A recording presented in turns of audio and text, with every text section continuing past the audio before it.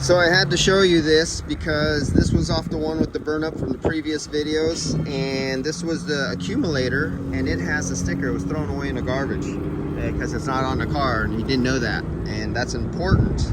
And because this vehicle is the Tahoe Yukon or Suburban chassis, and it tells you that right on here. Let's get some light on this, and it says Suburban, 3 pounds 8 ounces, 1.588 kilograms. Yukon or Tahoe, 2.12 pounds or 1.247 kilograms. That's very important. And can you see that it's black in there? Do you see that dark blackness? It's supposed to be bright silver, not dark and black.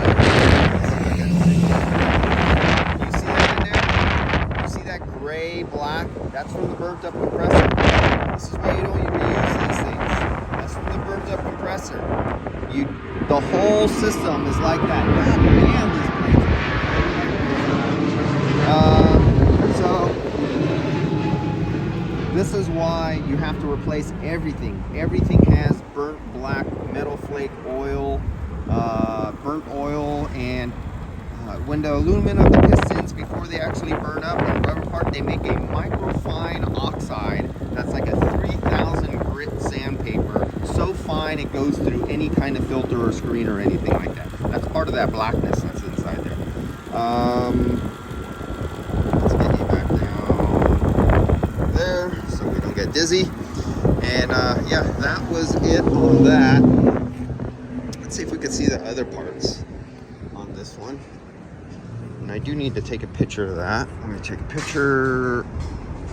Give me a picture. Give me a picture. I think it took a picture. So for that vehicle, scrap metal. There's the old pipes. There's the old compressor. It's black. The hole is black there.